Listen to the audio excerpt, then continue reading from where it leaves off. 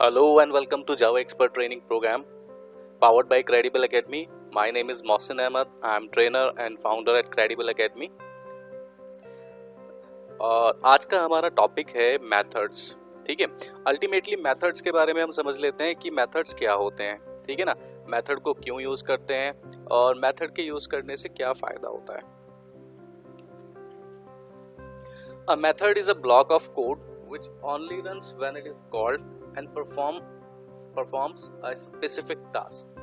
एक मेथड जो है वो ब्लॉक ऑफ कोड है, ब्लॉक है कर्ली ब्रेसेस के अंदर एंड क्लोज होता है। ठीक है ना, और वो तभी रन होता है जब उसको कॉल करते हैं। यानी इससे दो बातें क्लियर होती हैं, एक डिक्लेरेशन पार्ट होता है मेथड के अंदर और एक कॉलिंग वाला पार्ट होता है। ठीक है ना, डिक्लेरेशन वाले पार्ट को हमें पहले डिक्लेयर करना पड़ता है। ठीक है ना, और जब उसकी जरूरत होती है तब वो कॉल हो जाता है। ठीक है, अब उसके अंदर क्या कोड लिखेंगे आप, क्या कोड नहीं लिखेंगे, ये हमें समझना है।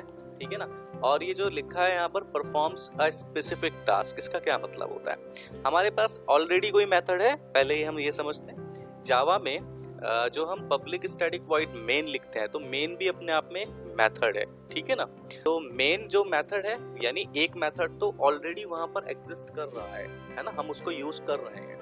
अब यहाँ पर और मेथड्स के बारे में जो पढ़ना है, जो समझना है, उसको हमें वो देखना है। ठीक है ना, अब आप इसको मेथड के एग्जाम्पल को ये समझ लीजिए कि एक मेन मेथड के अंदर सारे काम हो रहे हैं। जैसे एक कंपनी के अंदर एक ऑनर होता है और बहुत सारे उसके एम्प्लॉय होते हैं, तो वो सारे एम्प्लॉयज भी क्या काम कर रहे होते हैं, वो कंपनी के टास्क को ही परफॉर्म कर रहे होते हैं। ठीक है ना, लेकिन उस कंपनी ने, उस ऑनर ने बहुत सारे एम्प्लॉयज को हायर किया है वो सब काम करने के लिए। सोचो इतना सारा काम हो रहा है, इतने सारे लोग अवेलेबल हैं, इतने सारे एम्प्लॉयज अवेलेबल हैं। अगर अकेला वो ऑनर ये काम करता तो इतने बड़े लेवल पर काम नहीं हो सकता था। ठीक वैसे ही अगर हमें ज्यादा काम करना है तो हमें ज्यादा मेथड्स बनाने पड़ेंगे, और मेथड बनाने से क्या फायदा होगा, बेसिकली हमारे प्रोग्राम के अंदर रीयूजेबिलिटी आएगी। ठीक वैसे ही जैसे एक कंपनी के अंदर जो ऑनर होता है उसके लिए वो सब काम कर रहे होते हैं, तो अभी हम क्या करेंगे, हम देखेंगे कि जो बाकी के हम मेथड्स बनाएंगे वो हमारे लिए ऑलरेडी जो हमारा प्रोग्राम है, जो मेन मेथड है, उसके लिए काम कर रहे हैं। आप इसको ऐसा समझ लीजिए। ठीक है ना, चलिए, इट प्रोवाइड्स द रीयूजेबिलिटी। मैंने आपको बताया रीयूजेबिलिटी का मतलब यहाँ पर क्या होता है। रीयूजेबिलिटी का मतलब है कि अगर कोई आपको स्पेसिफिक टास्क है जो आपने कोड कर दिया, कुछ देर के बाद यानी कुछ लाइंस ऑफ कोड के बाद आपको फिर वही टास्क चाहिए तो आपको दोबारा से कोड करना पड़ेगा, अगर आप सेम मेथड यानी सिंगल मेथड यूज कर रहे हैं। लेकिन अगर आपने वो टास्क एक मेथड में जो है डिक्लेयर कर दिया है, मेथड में उसको लिख दिया है, तो अगर आपको दोबारा चाहिए होगा, पहली बार में भी आप उस मेथड को कर लीजिए, वो नंबर ऑफ लाइंस जो है, नंबर ऑफ कोड कॉल हो जाएगा। ठीक वैसे ही सेकंड टाइम जब आपको चाहिए होगा, थर्ड टाइम जब भी आपको चाहिए होगा, आप सिर्फ उस पर्टिकुलर मेथड को कॉल करें, दैट्स इट।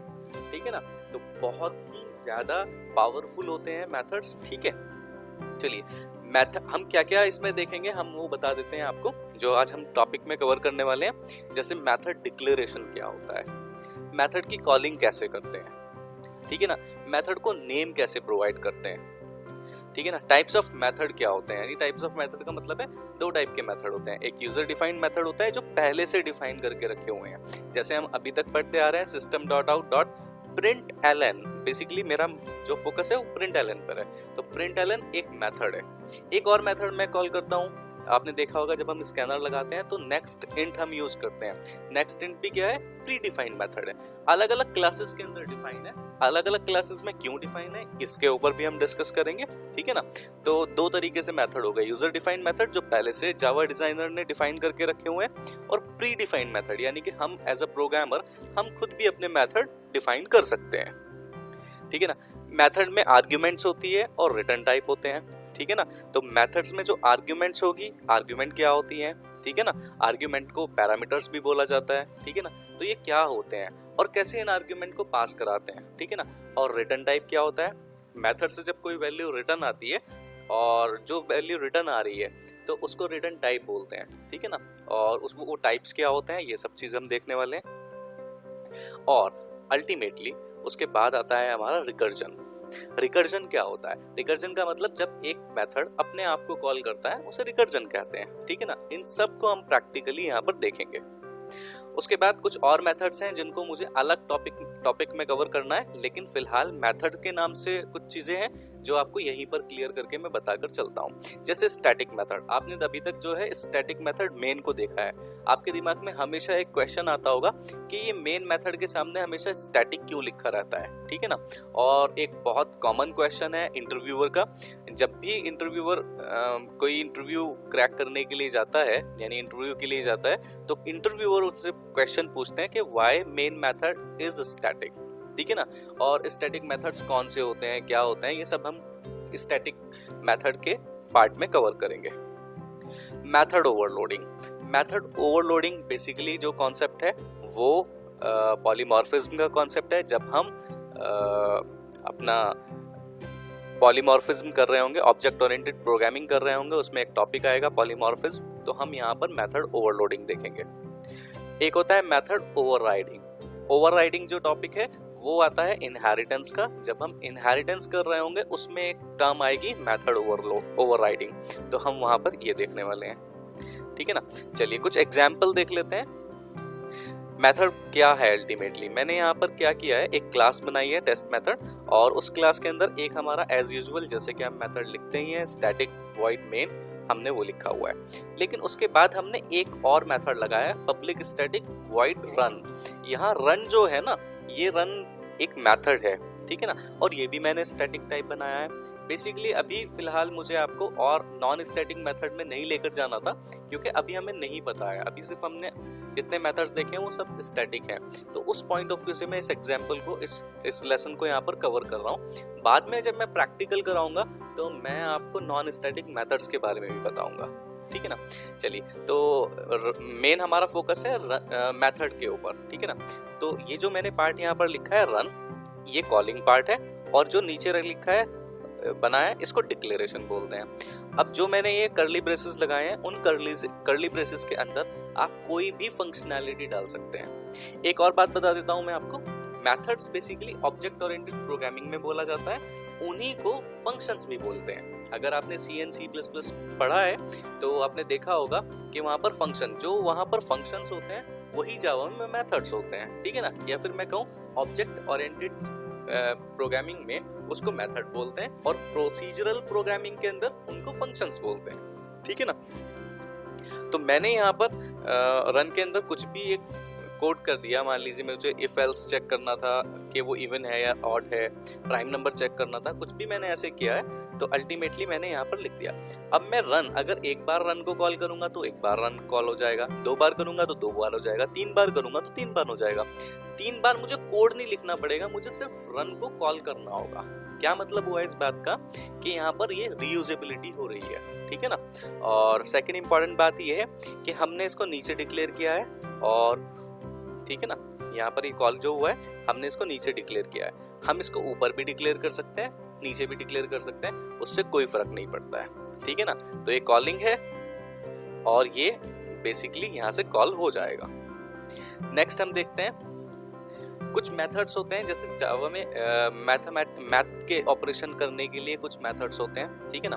तो the Java math class has many methods that allows you to perform mathematical task on numbers, ठीक है ना। जैसे कुछ मेथड्स हैं ABS, ceil, floor, max, minimum, power, random, round. ये मैंने कुछ यहाँ पर मेथड्स लिखे हुए हैं जो कि मैथ से बिलोंग करते हैं, और ये सारे के सारे मेथड स्टैटिक हैं। स्टैटिक मेथड्स के लिए मैं आपको एक बात बताता हूँ, मैंने पहले भी आपको बताया, जब हम स्टैटिक मेथड्स को कॉल करते हैं तो हमें क्लास के ऑब्जेक्ट को बनाने की नीड नहीं होती है। यानी हमारी क्लास का नाम क्या है, मैथ हमारी क्लास का नाम है। अब मैथ क्लास के अंदर कुछ मेथड्स हैं जो कि स्टैटिक है, तो मुझे नीड नहीं है कि मैं मैथ क्लास का ऑब्जेक्ट बनाऊं तब उन मेथड को कॉल करूंगा।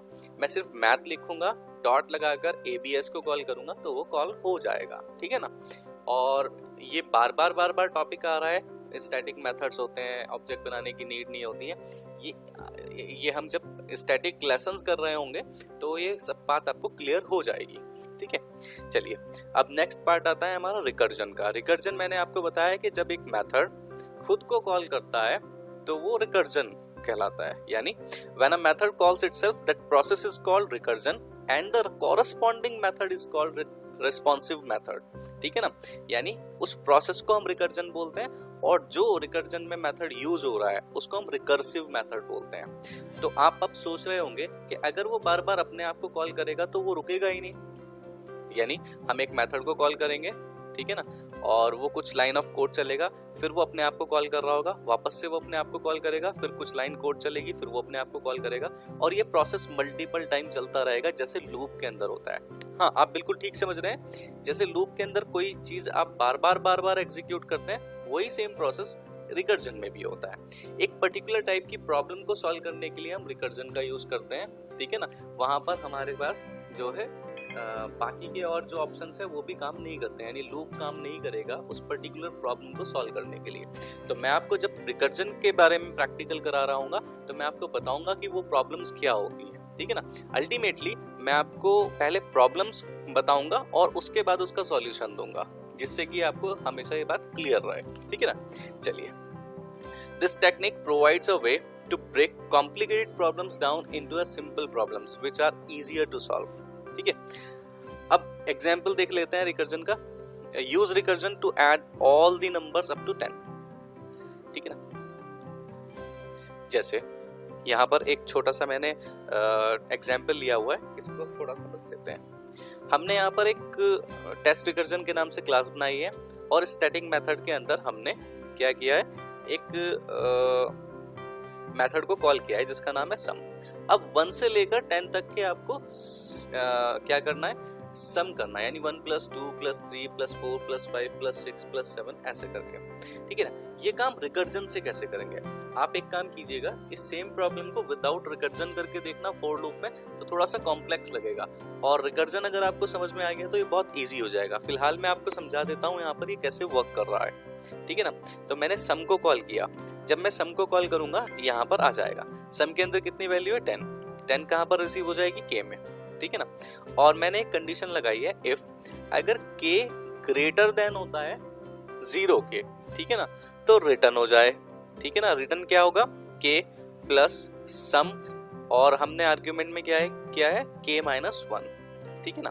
चलिए, तो अब क्या होगा, k की वैल्यू तो हमेशा 0 से बड़ी है अभी भी, तो वापस से सम कॉल हो जाएगा, ये ऊपर जाएगा, ऊपर जाकर इस बार क्या होगा, k - 1 विच इज 9 के लिए क्या होगा, फिर वापस से सम कॉल हो जाएगा, और बार बार ये सम कॉल होता चला जाएगा, ठीक है ना।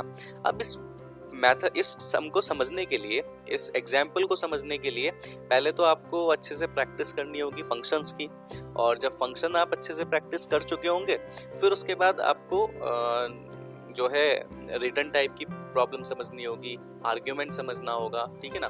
यहाँ पर मैंने आपको सिर्फ एक ओवरव्यू देने के लिए इसको लिखा है।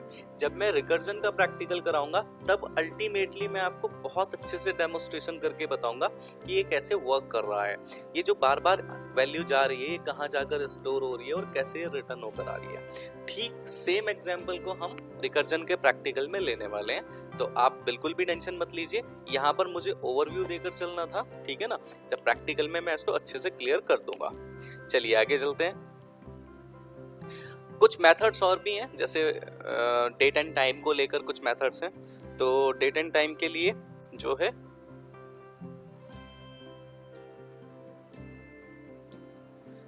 यहाँ पर एग्जाम्पल के लिए मैं ले लेता हूँ, डेट एंड टाइम में आपको एक क्लास इंपोर्ट करानी पड़ती है जिसका नाम है java.time.localDate, ठीक है ना। ऐसे ही और भी 2-3 क्लासेस हैं, मैंने एग्जाम्पल के लिए लिखा है, जब मैं प्रैक्टिकल करके बता रहा हूँ तो आपको अच्छे से एक्सप्लोर कर दूंगा उसको, ठीक है ना। मैंने लोकल डेट एक क्लास है बेसिकली जो कि टाइम पैकेज के अंदर है।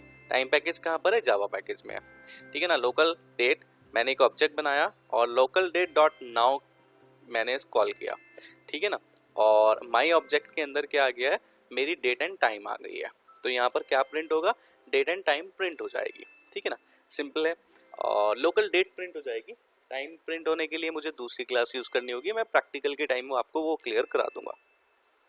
और यहीं तक रखते हैं आज के इस लेसन को, ठीक है ना। नेक्स्ट लेसन में हम मिलते हैं और मेथड्स का, रिकर्जन का, मैथ का और एग्जाम्पल का मैं बेसिकली आपको प्रैक्टिकल करके बताऊंगा। Okay, thanks for watching this video.